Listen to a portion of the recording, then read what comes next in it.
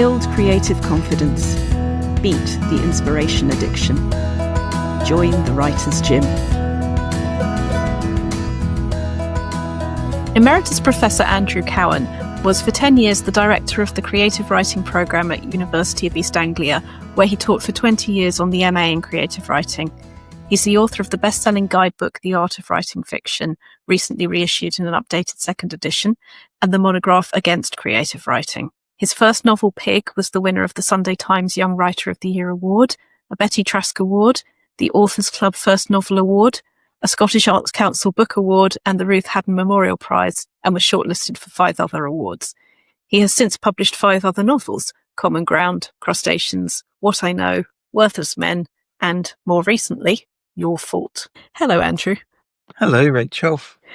I met your name before I met you, and I don't think I'd quite worked out that writers were, in fact, everybody was a human being, but I had The Art of Writing Fiction with me all the time. So before we actually met, I feel like you have been part of the journey in the nicest possible way for quite a while. That is nice. I remember when we were emailing, you said you're currently writing, and you said a non-fiction book on writing, pottery, creativity, block, perfectionism and teaching.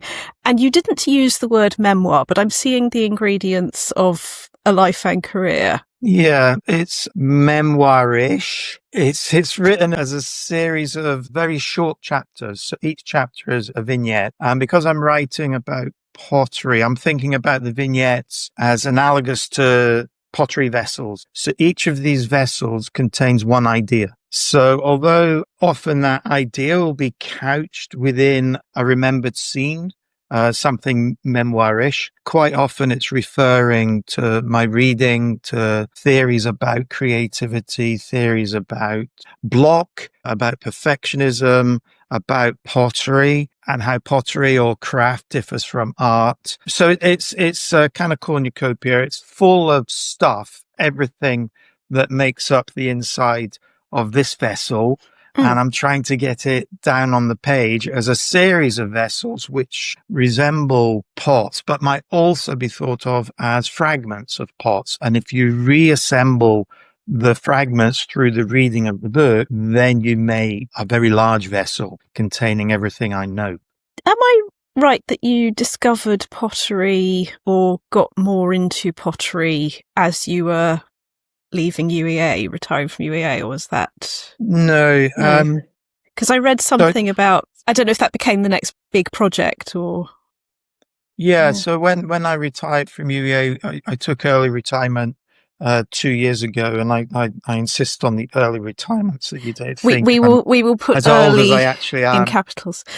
And I thought, finally, I can dedicate myself to the thing I've always believed I'm most suited to. So I've made a career as a writer and a teacher of writing, and yet I've always felt fraudulent in both of those capacities, because I've grown up since very, very young thinking that I'm actually a potter, and I'm a frustrated potter. So I never actually pursued it to the point where it became a reality. It always existed as a pipe dream, which is a very safe space for it. So I could always tell myself when I was writing and struggling with writing, well, that's because I'm really a potter. And so periodically I would join night classes and do pottery. I did pottery at school to A level, and then I went to art school with the intention of becoming a potter, and found that the art school experience wasn't the one I was expecting. It was no kind of apprenticeship in ceramics, and I dropped out. I lost heart and I dropped out, and I drifted a bit, and then I drifted into English literature at university because my former English teacher grabbed me by the scruff of the neck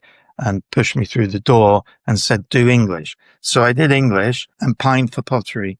And so all these years that I've been writing, I've been periodically doing pottery and then stopping and starting again. But that's also the story of my writing career, is stopping and starting again. And I've always found writing particularly difficult. And the key thing for me was discovering that pottery, ceramics, making things in clay was a very effective antidote to the difficulty of writing. So writing is abstract. Obviously, it's linguistic. You're sitting still. All your energy is clenched.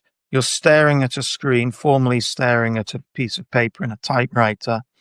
and there's nowhere for your energy to go except into the writing. And if you feel blocked as a writer, all of that energy gets backed up and you become very frustrated. And I found that through pottery, I could let out some of the energy. Pottery's haptic. It's about touch and smell and the line. It's about the eye. It's a completely different way of relating to one's own creativity. It's so interesting hearing you say about those two aspects in a way working together, because I was listening to you talking about your experience of being blocked and how realizing that there was the adult critic, that there was the artist child, and allowing the artist child to not be the critic, to not push, but let the stuff out.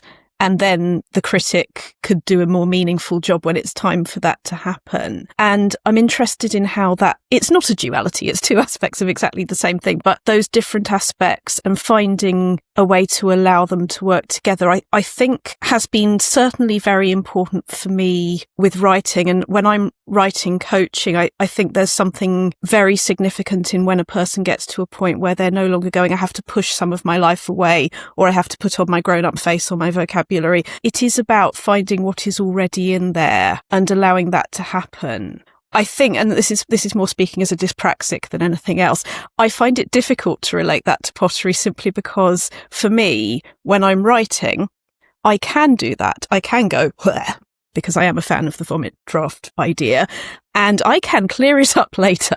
I can make it more what it was.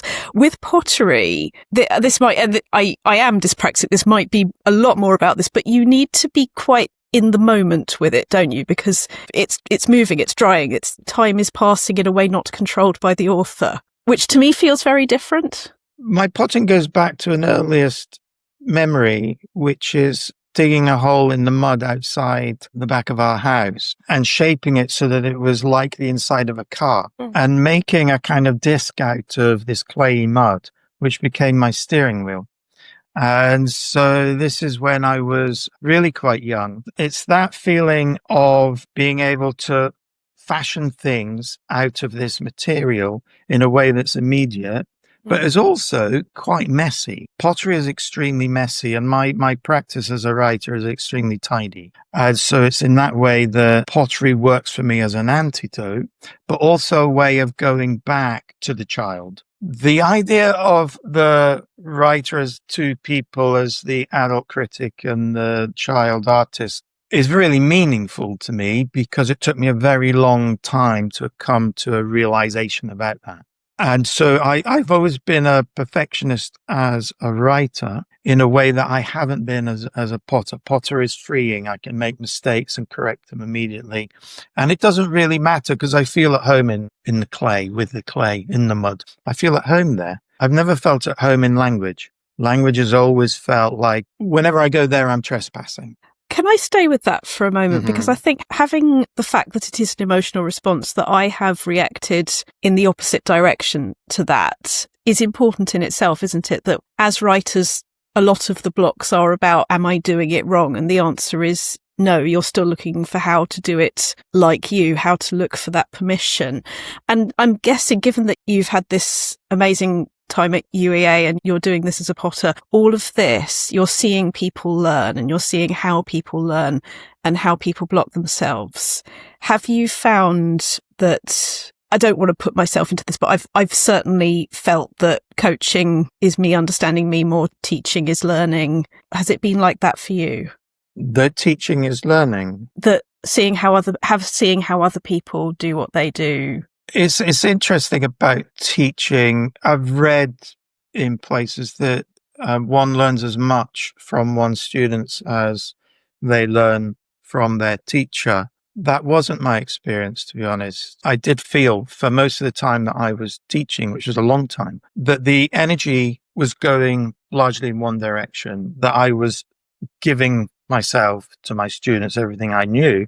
Quite a lot of my creative energy was being invested in their work and trying very, very hard to understand the nature of their ambitions and meet them on the ground of their ambitions and try and get inside their writing and intuit where they wanted their writing to go. It's a tiring activity, a strenuous activity. It's quite depleting. And it did mean that I didn't do very much writing because so much of my creative energy, my imaginative capacity was being invested in my students. Some of those students at the higher level, particularly PhD students, in conversation would seed ideas that were very useful to me. And the conversation that one can have with quite an advanced student who's very far on in their practice as a writer and very smart as a thinker and could very easily sit in my chair and do my job. The conversation with those students was actually very useful to me, but most of my teaching wasn't with those students. And so I've often felt that my teaching career, which was quite successful, was at the expense of my writing career. That I had to neglect my writing in order to be an effective teacher. Yeah, I guess that's one of the differences in models that, I mean, it's a very, very different situation. But when I created the Writers' Gym, it was all about understanding that, you know, you can't pay your money in January and not turn up till July and wonder why your life hasn't changed, as people very often do with the physical gym. It's about bringing those habits into the everyday. And I've found that having, and I in speech marks having, because I love doing it, I love being there, but having to be in a writing space means that I am, I guess, modelling the behaviour, sort of turning up as a PT, the way again that you the way you do at the physical gym.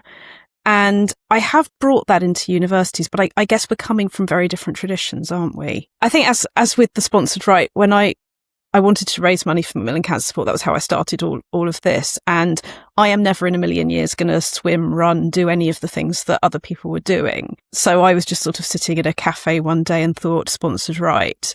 And it was one of those times that it felt like an idea that sometimes, you know, the idea needs to be in the world. And it was just a case of, oh, right, okay, then I will follow you.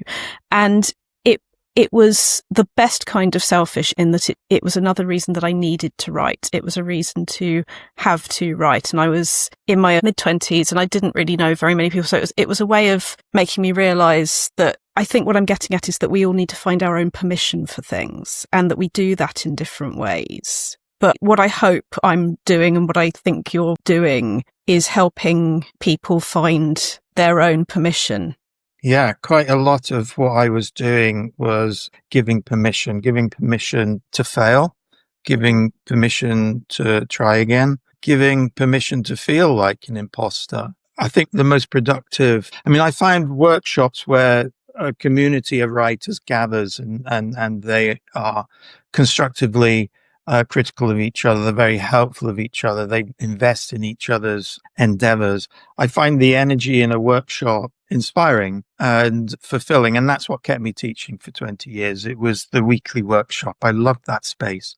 But I think most of the most valuable work from the student's point of view happened in one-to-one tutorials, which is where they were able to be more vulnerable than they could be in a group situation and admit to feeling like imposters, like frauds, admit to not knowing what they were doing, admit to all the feelings of uncertainty and misgiving about the project they were engaged upon. And quite a lot of what I was doing in those one-to-one tutorials was not simply or just encouraging them to crack on, you're doing really well, but also giving them permission to feel all those feelings, which I think are part and parcel of the creative process. I used to say to students that the very fact that you doubt yourself is probably the guarantee of your authenticity, because a genuine writer constantly doubts himself. If they don't, the work won't improve.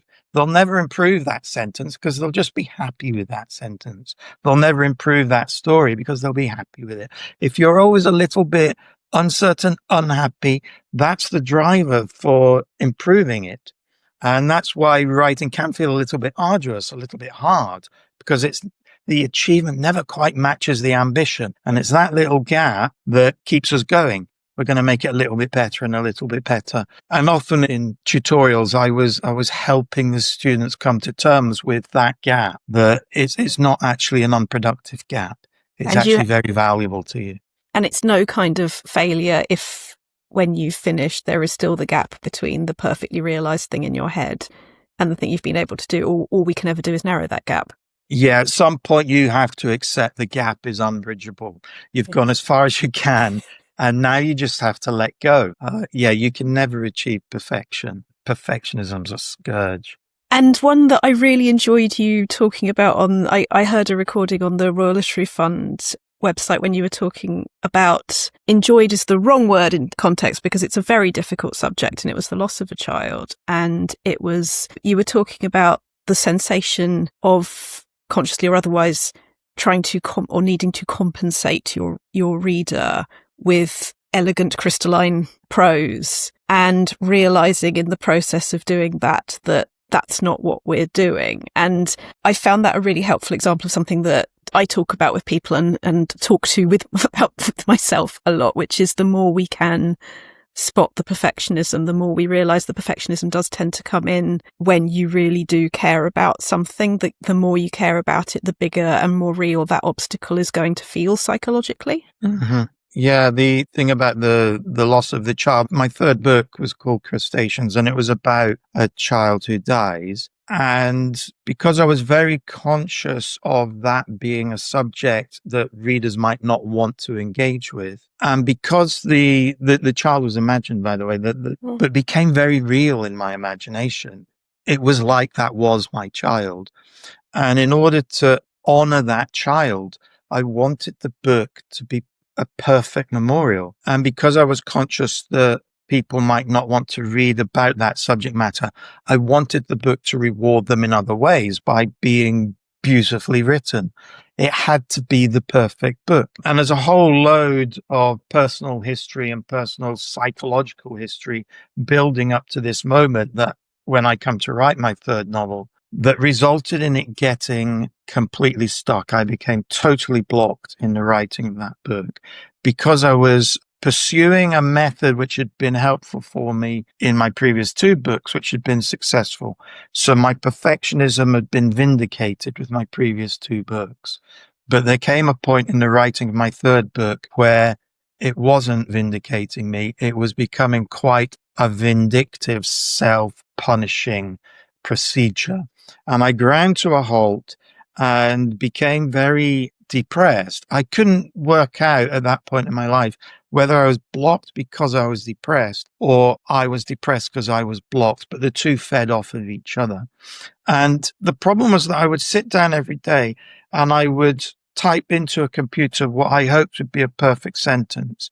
And if it wasn't a perfect sentence, I would spend all day stuck there trying to make it perfect. And the energy was backing up, but also the book was stuck in here. And what saved me was that idea of the artist child and the adult critic.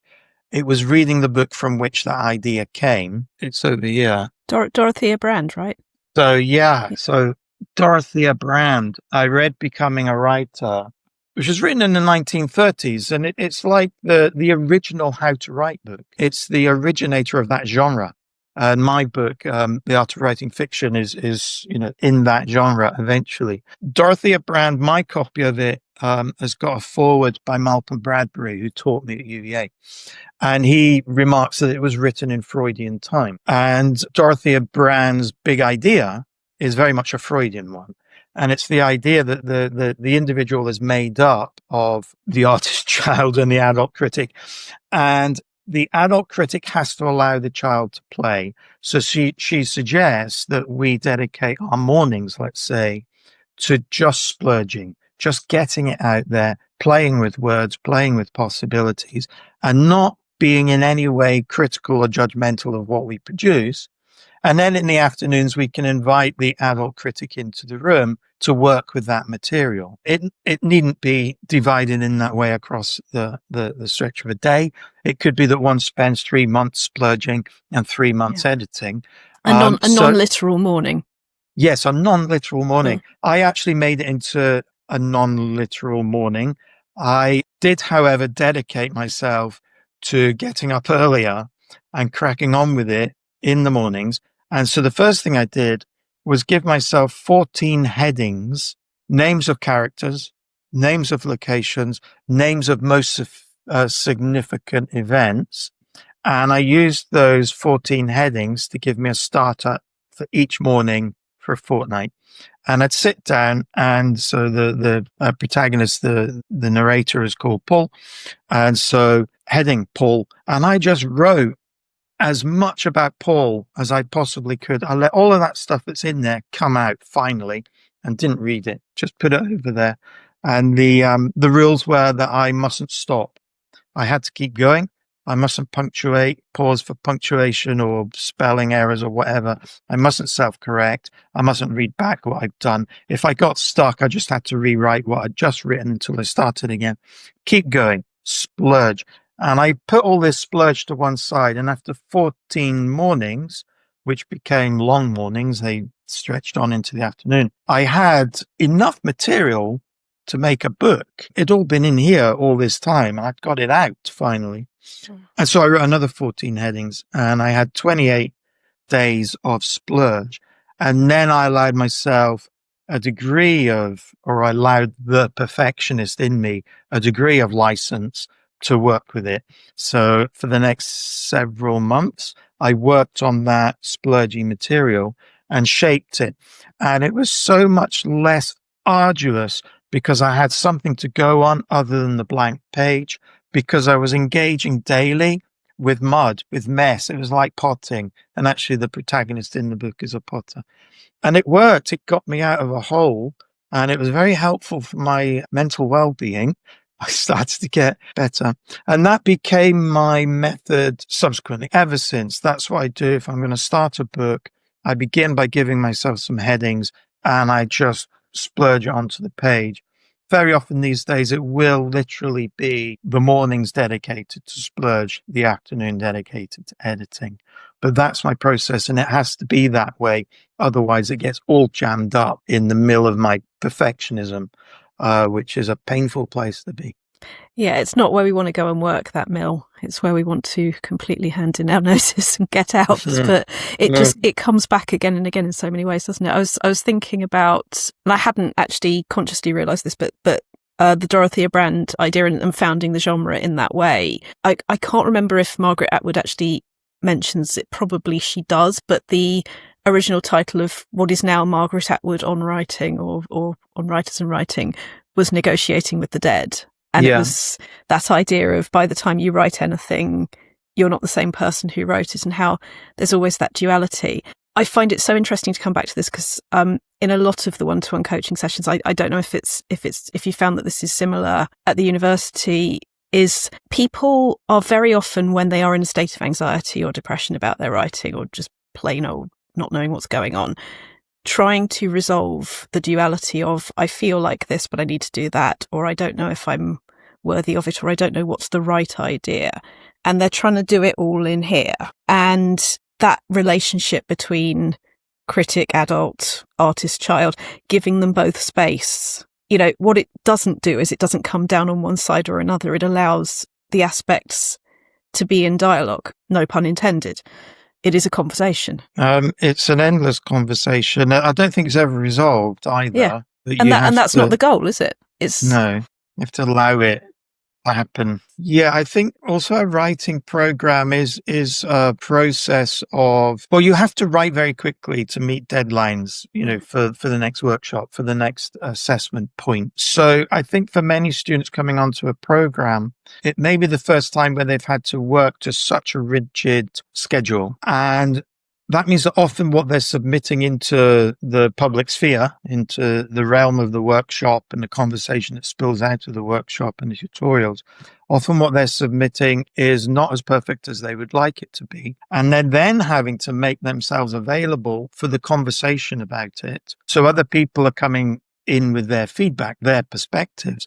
But I think that also encourages the writer to take a kind of objective perspective on their own work. And so a program does sort of encourage or enforce that conversation, that dialogue in the person as well as the person in the context of others. And it's possibly the thing that's most valuable that the student will take away is learning how to be productively or constructively in a conversation with themselves. And not being squeamish about talking it out, thinking it out loud.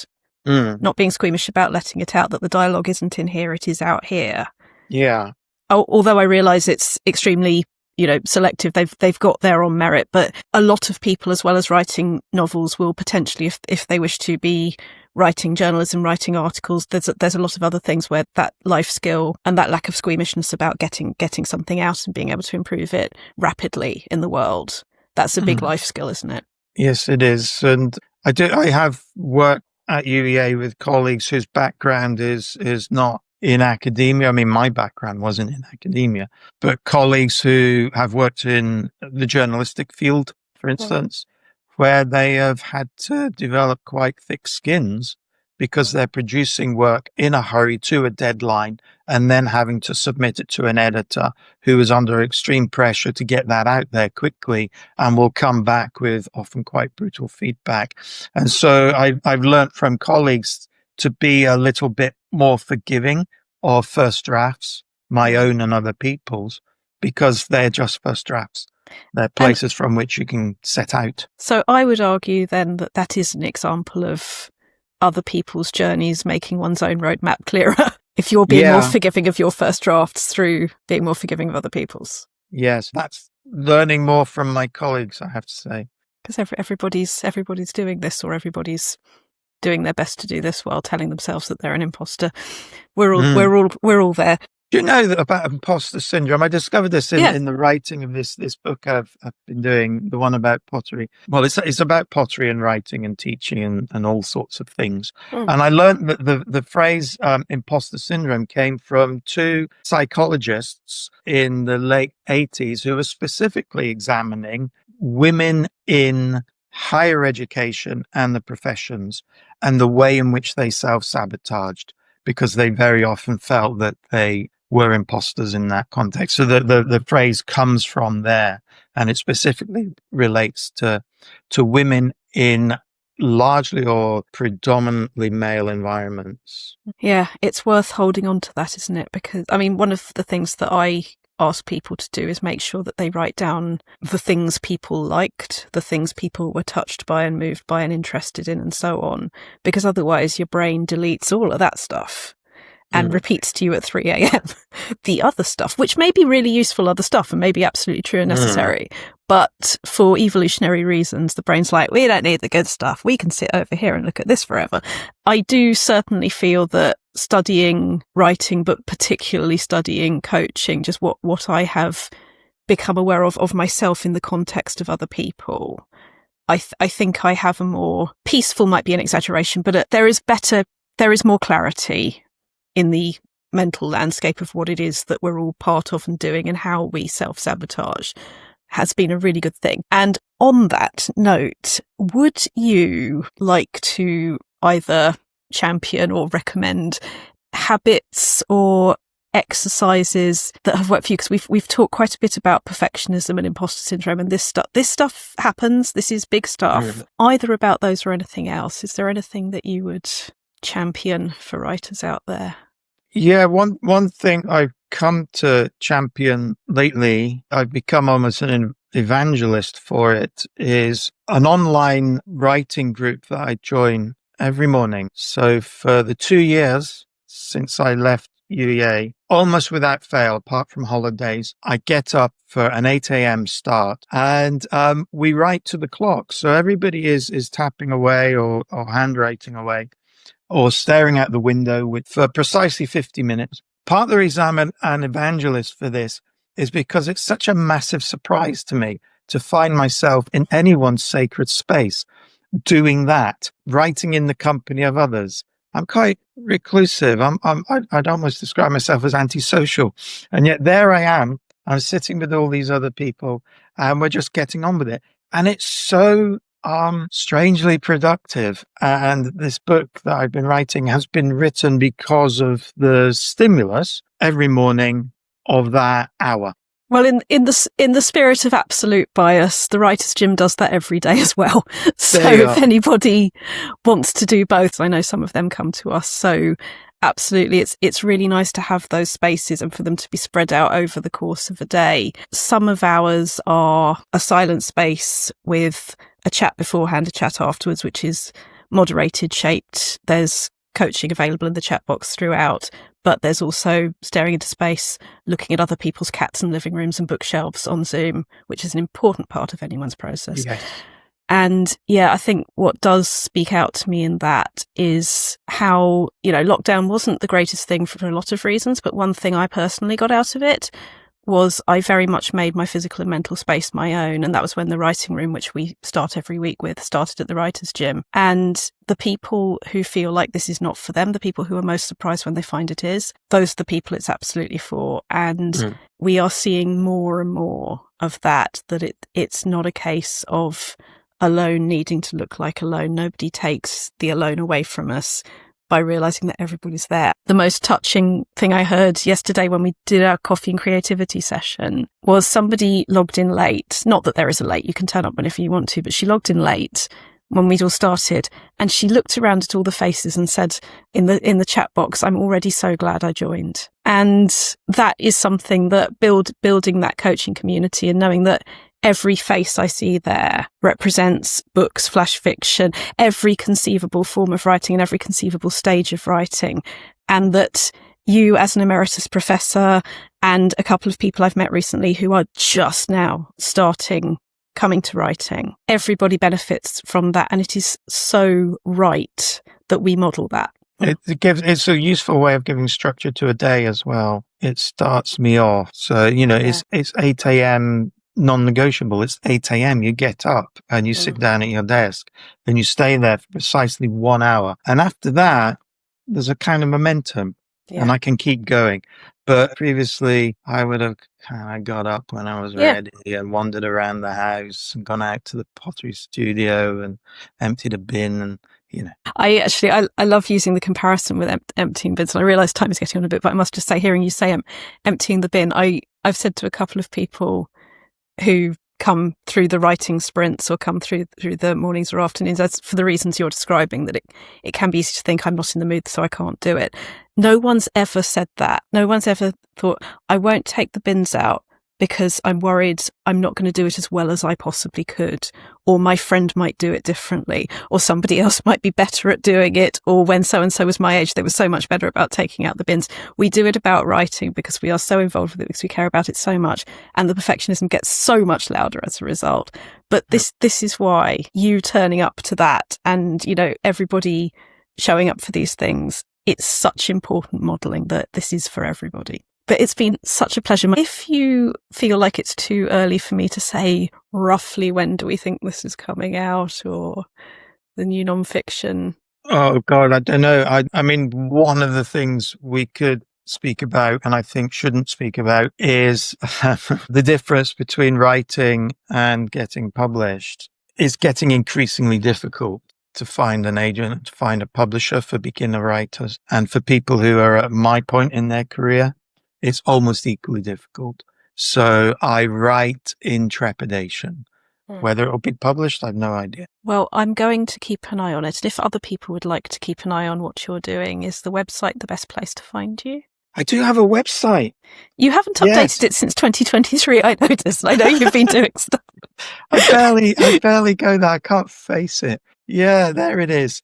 No, that'll tell you nothing. It'll tell you about whatever I once did. No, my Instagram. Go to my Instagram and then you can look at my pots. I post pictures of my pots on Instagram. And currently what I'm doing is everything I make, the book I'm writing is about the gift economy of art in a nutshell.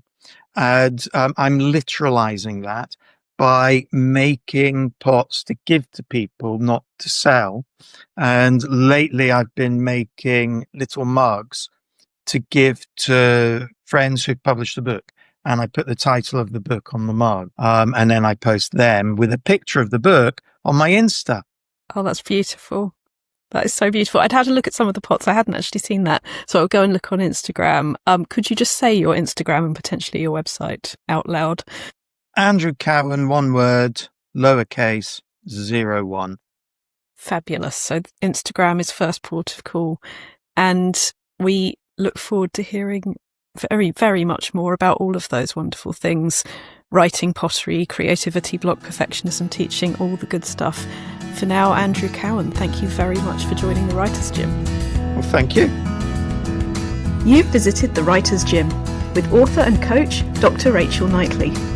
Production and sound design are by Ashley Lexine, and theme music is by Chris Gregory. To join a Writers' Gym workout online or in London, as a guest or as a member, visit writersgym.com or email thewritersgym@rachelknightley.com.